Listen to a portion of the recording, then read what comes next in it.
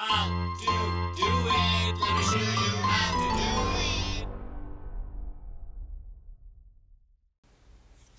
Hello guys, so if you're watching this video, I'm sure you're having issues with not being able to use your HP printer with the new latest version of Mac. So let me show you which version I have. So I'm running this Sequoia 15.7.3, which is the latest version as of right now when I'm making this video. And if you have a LaserJet printer, specifically in my case is 1018, but it also applies for other printers that have stopped working on your MacBook with the latest version, and previously was working fine with the old version of the software, but with the new version they have been having issues. A lot of people are not able to install the old drivers because it just blocks them from installing the driver.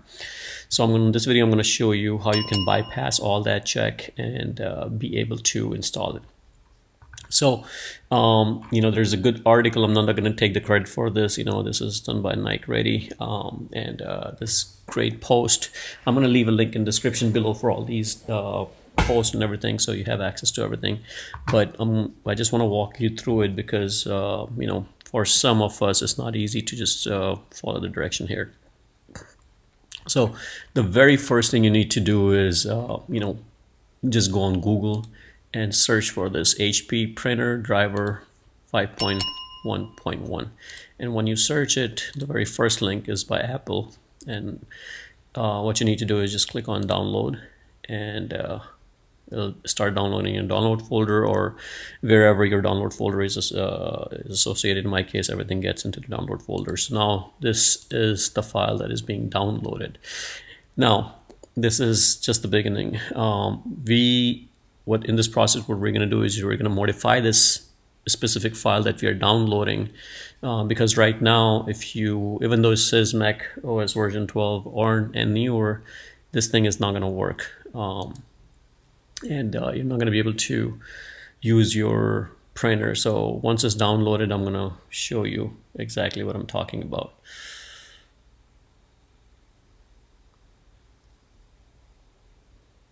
So once this is downloaded, you're going to see this DMG file. So click on this DMG, and now it's loaded here.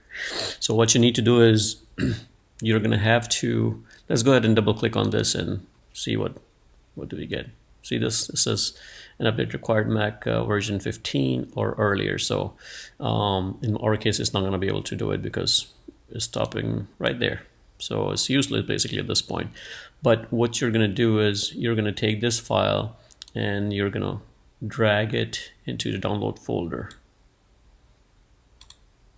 And see, if you do this, it does not work. So this is where a lot of people get stuck. You see this arrow? That means this is just created a shortcut of it. So this is trash. So don't do it like this. I'm going to show you another way to do it. You can right click on this, click on copy, download,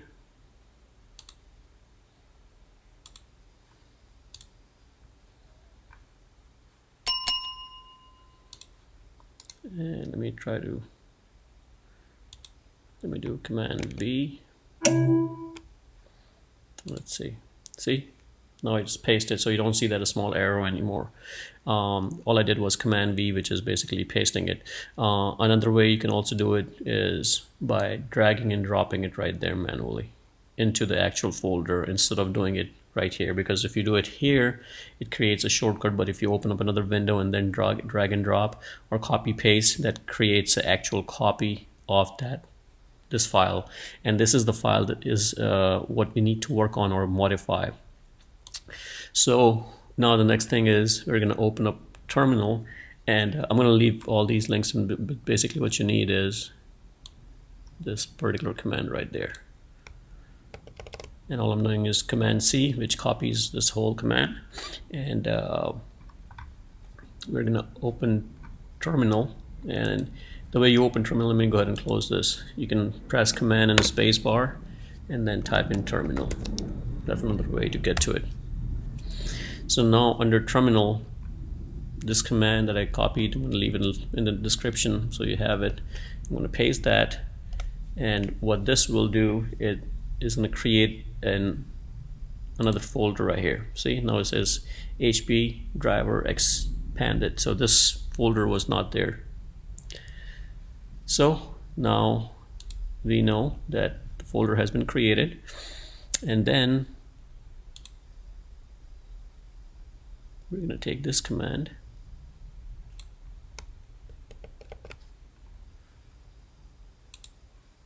and Command V, paste it there. So now you can see it popped up this particular version, or this particular thing. It says distribution. Now we need to find where it says 15. See right there, it says function install if the system compatible version. So it basically is checking for version 15, and we're going to replace that 15, delete that, and type in 99, and that's it. You can go on file, click on save, and now it saved this file, and you can go ahead and close this, exit out. So once you did this, now we're going to recreate the file that we did. So now we're going to copy this guy and go back to terminal and Command V, press enter, and now you should have a file named HP driver modified.pkg. So this is what we did. So basically we took this, dumped all the files in here, make the modification, and then recompile the file as a modified package. So if you remember, when we mounted the DMG and we tried to run this package, we were getting that error message earlier. We don't have a DMG file, but we have the actual package content that we can just take and run it from here. So if I click on this, most likely I'm going to get a security error because this is a modified file. So by default, Mac tries to stop you from installing any modified files. So this is where you need to do this. Basically allow the system, right here. Go to settings, privacy, security, and allow anyway, right? So let's try to install it. In my case, I didn't do it probably because I already have the permission granted. But if you do, you can just go into security, system security, right here, privacy and security, and allow anyway. So I'm going to go ahead and click continue, and you see I am not getting any more pop-ups. None of that pop-up is coming up.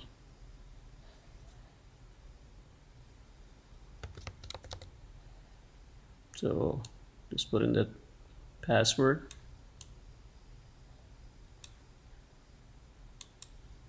install software, and now I'm able to install the software easily.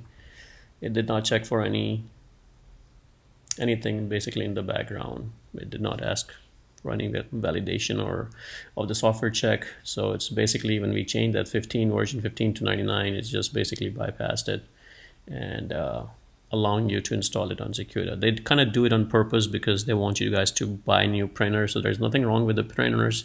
It's just they're limiting the access, which is, it's just a business strategy for them. But it kind of puts us in bind because I'm not buying a new printer only because I upgraded my MacBook. That's just kind of silly. So this is the best way to bypass that. Let's go ahead and finish this. And then once this is done, again, if you're having issues, we just need to go into right here. So let me in fact show you guys meanwhile. This is the system settings that I was talking about. Under system settings, you might just get up right here somewhere.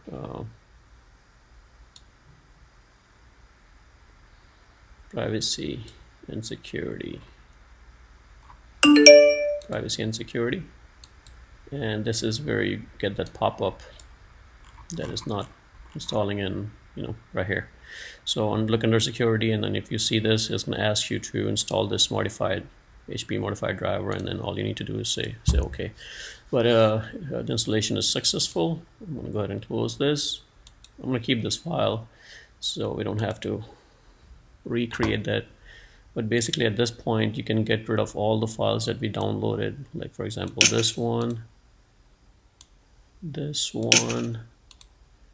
and this one, and we can just keep this one, and this will be your file for future that you can go ahead and download as well.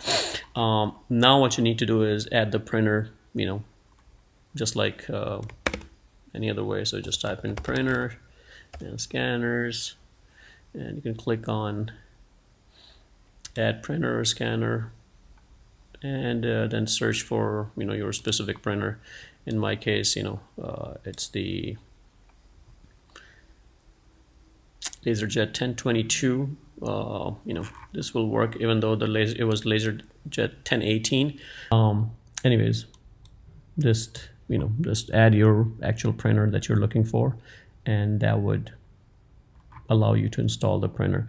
But make sure your printer is connected, because if you're just going to search it right now, it's not showing up any printers because I'm not connected to any printers, so it's not even detecting anything.